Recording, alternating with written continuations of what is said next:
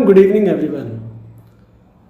स्वागत है आपका नॉलेज प्लस एकेडमी के यूट्यूब चैनल पर। और आज हम पढ़ने वाले हैं मार्क्सवादी दृष्टिकोण, जो कि पॉलिटिकल साइंस का एक कॉन्सेप्ट है और एसओएल बीए प्रोग्राम के सेकंड सेमेस्टर और इसके अलावा पॉलिटिकल साइंस की किसी भी स्टूडेंट्स का अगर ये कॉन्सेप्ट है तो वो बड़ी आसानी से इस वीडियो के जरिए इसको समझ सकते हैं। सो देखिए, बेसिकली इस कॉन्सेप्ट में ये है कि कार्ल मार्क्स के एक विद्वान थे और उन्होंने बड़े आसान शब्दों में राजनीति का एक बहुत अच्छा पहलू, एक बहुत अच्छा कॉन्सेप्ट समझाने की हमें कोशिश करी है। सो बेसिकली उनका आइडियोलॉजी या उनकी सोच ये थी कि राज्य यानी कि पॉलिटिक्स जो पूरी है वो सिर्फ एक वर्ग के लिए आसपास घूमती है और वो है पूंजीवाद। सो अगर हम इस टर्म को समझने की कोशिश करें तो हमें ये समझ में आएगा कि कैसे पूंजीवादी जो लोग हैं ये वे लोग हैं जो अपने पास हर प्रकार की शक्ति को रखते हैं। और अगर हम एक दूसरे वर्ग की बात करें तो ये वो वर्ग है जो कि अपने पास सिर्फ कार्य करता हुआ हमको नज़र आता है, यानी कि एक मजदूर वर्ग है और एक है मालिक वर्ग। आगे अगर हम बढ़ते हैं तो देखिए, राजनीति के जो मेन कॉन्सेप्ट्स हैं वो ये हैं कि कैसे मार्क्सवादी दृष्टिकोण के अनुसार राजनीति सामाजिक जीवन का एक पक्ष है। इसको आसान सी लैंग्वेज में अगर हम समझेंगे तो मार्क्सवादियों का भी यही मानना है कि किस तरीके से राजनीति जो है वो एक समाज का पहलू है। आप एक समाज में रहेंगे तो वहाँ पर राजनीति होगी, लेकिन यहाँ पर राजनीति का जो जन्म है वो लोगों ने अपने फ़ायदे के लिए नहीं किया, बल्कि ये उन लोगों ने अपने फ़ायदे के लिए बनाया है जिनके पास हमेशा से शक्ति रही। यानी कि शक्ति किसके पास रही? एक वो वर्ग जो मालिक है। तो इस तरीके से मालिक वर्ग का ये जो राज्य है, ये जो राजनीति है, ये दासों का, कमज़ोर लोगों का और मजदूरों का शोषण करती हुई नज़र हमें आती है। सेकंड पॉइंट में कार्ल मार्क्स हमें बताते हैं कि कैसे आप समाज के किसी भी समय पर हैं, चाहे आप एक पुराने समय पर थे जहाँ पर मालिक और दास दो वर्ग थे, उसके बाद समय बदला, आगे चलकर जमींदार और एक कृषि वर्ग आया, और समय बदला, औद्योगिक क्रांति आई, नए नए उद्योग लगे, और उस समय हमें देखने को मिला कि कैसे समाज में बहुत सारे पूंजीपति यानी कि जिन्होंने फैक्ट्रियाँ लगाई, जिन्होंने साधन उत्पन्न किए, और दूसरा एक वर्ग था श्रमिक वर्ग, जिससे पूंजीपति ज़्यादा से ज़्यादा लाभ कमाने के लिए आगे चलता रहा। तो सदैव शक्ति हमेशा, अगर हम बात करें सीधा सीधा, तो जो पावर है वो किस वर्ग के पास रही है? वो वर्ग है पूंजीपति वर्ग। ठीक है जी। तो इस कॉन्सेप्ट को हम इस तरीके से समझ सकते हैं कि किस बारे में बात हो रही है। अगले पॉइंट में अगर हम चलें तो देखिए, राजनीति वर्ग संघर्ष की उपज है। सो वर्ग संघर्ष, बेसिकली इस टर्म को भी समझना पड़ेगा। जैसा कि आपको बताया कि एज पर मार्क्सवाद व्यू समाज में केवल दो वर्ग हैं, एक वर्ग कमज़ोर है यानी कि मजदूर वर्ग, और एक वर्ग वो है जो पूंजीपति वर्ग है।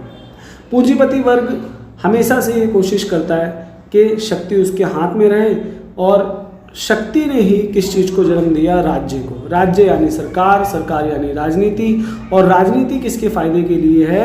वो सिर्फ एक वर्ग के फ़ायदे के लिए है, और वो किसको फ़ायदा पहुंचाएगी? पूंजीपति वर्ग को।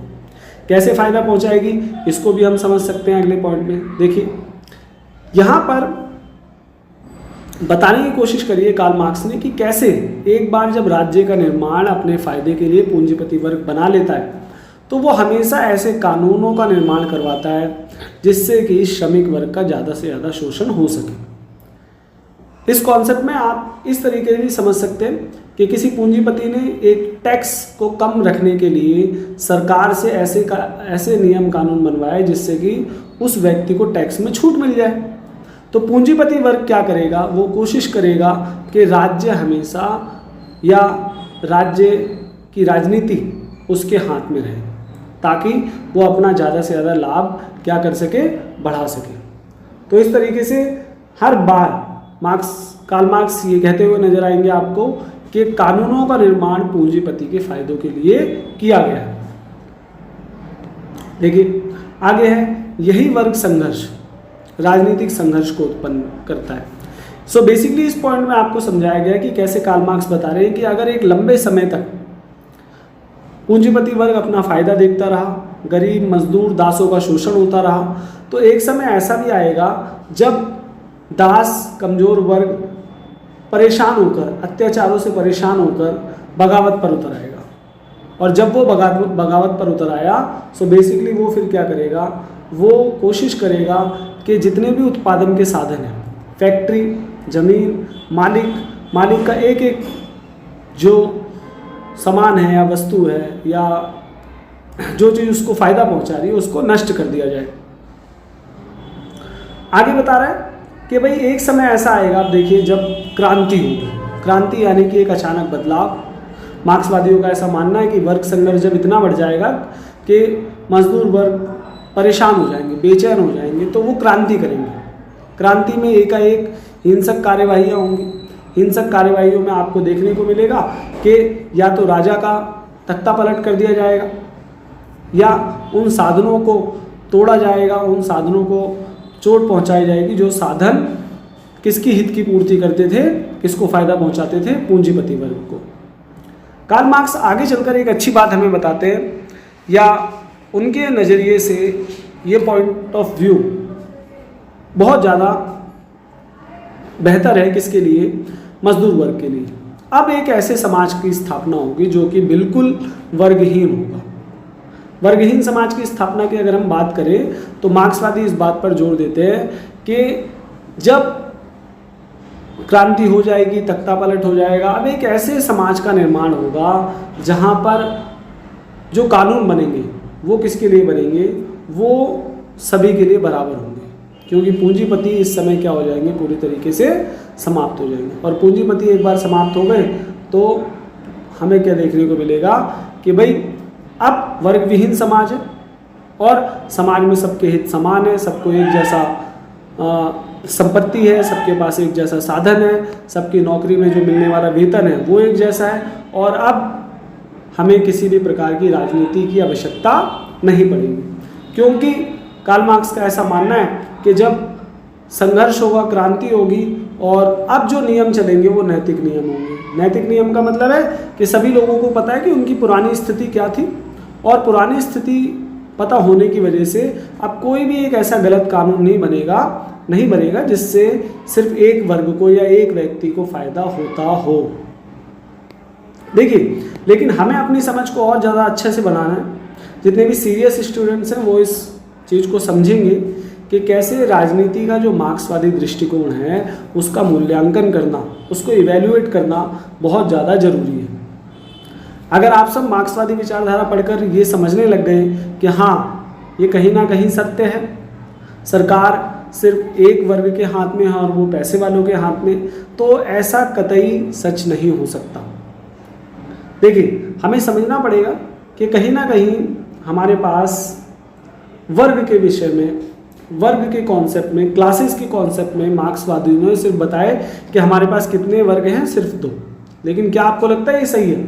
अगर हम सीधा सीधा क्लासेस की भी बात करें तो देखिए, एक समाज कई भाषा, धर्म और अलग अलग हिस्सों में बटा होता है। 3 कैटेगरी अगर आप इकोनॉमिकली कैटेगरी भी निकालेंगे तो एक वो वर्ग है जो पैसे वाला है, एक वो वर्ग है जो कम पैसे वाला है, एक वो वर्ग है जो गरीब है। तो इस तरीके से सिर्फ 2 वर्ग होना समाज में ये कभी भी सत्य नहीं हो सकता। आगे हम चलते हैं तो पूंजीवाद की बुराइयों को बहुत बढ़ा चढ़ाकर बताया गया। कार्ल मार्क्स का मानना है कि भाई एक पूंजीवादी अपना उद्योग लगाएगा, उद्योग लगाने में अगर वो पेंसिल का भी निर्माण कर रहा है तो बाजार में उसको ऐसी कीमत पे बेचेगा जिस पर उसको बहुत ज़्यादा फायदा और गरीबों और मजदूरों का शोषण हो। लेकिन ऐसा नहीं होता। कई बार बहुत सारे पूंजीवादी ऐसे भी होते हैं जो वस्तुओं का निर्माण करते वक्त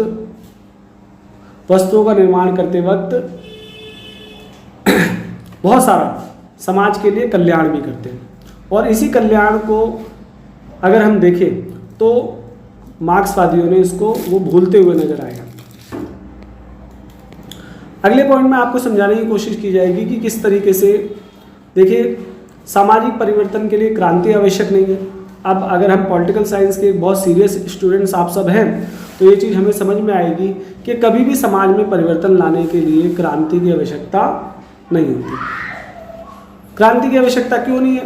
सो बेसिकली कई बार आंदोलन करके, संवैधानिक साधनों के जरिए, कानून में बदलाव करके सरकार के सामने अगर हम उसका विरोध जताएं तो वो बहुत बड़ा परिवर्तन करने के लिए तैयार हो जाते हैं। अगले पॉइंट में आप सबको समझाया गया है कि किस तरीके से वर्ग विहीन या राज्य विहीन समाज की कल्पना मात्र है।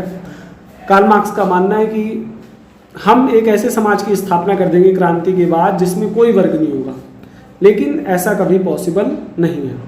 आप पूंजीपति वर्ग को समाप्त करके देख लें, उसके बाद भी हमें देखने को मिलेगा कि समाज में अगर संपत्ति के आधार पे, भाषा के आधार पे, धर्म के आधार पे कहीं ना कहीं समाज कई वर्ग में बटा हुआ नज़र हमें आता है। तो इन सारे पॉइंट से हमें ये चीज़ समझ में आई कि कार्ल मार्क्स के इस व्यू को भी हम इवेल्युएट अगर करते हैं तो इसमें भी कई सारी कमियां नज़र में आती हैं। अब आपको इन चीज़ों को समझने के लिए एक सिंगल पेज का डॉक्यूमेंट है, एक इमेज है, जिसका अगर आप इस्तेमाल करें तो बड़ी आसानी से आप समझ सकते हैं कि कैसे इसमें बताया कि कैसे ये चीज़ हमारे लिए बहुत आसान होती है। पूंजीवादी अपना प्रोडक्शन के साधन, तो बेसिकली इसमें बताया कि कैसे मार्क्सवाद क्या है, समाज में दो वर्ग है, एक गरीब एक अमीर करते हैं। पूंजीवादी अपना प्रोडक्शन के साधन पर अपना कंट्रोल रखते हैं, पूंजीवादी अपने फायदे के लिए पॉलिटिक्स में एंटर होते हैं, लॉ क्रिएट करते हैं। वर्कर्स का एक्सप्लॉइटेशन जब बढ़ेगा जब वो क्रांति करेगा, और क्रांति के बाद एक ऐसी सोसाइटी क्रिएट होगी जहाँ पे नो नीड ऑफ पॉलिटिक्स होगी।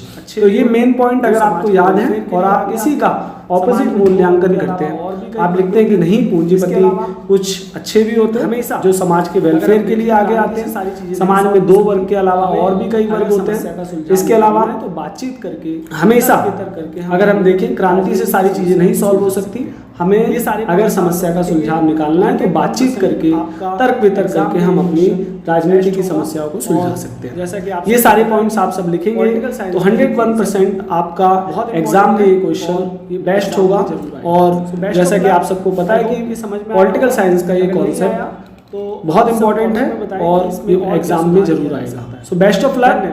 आई होप कि समझ में आया होगा। अगर नहीं आया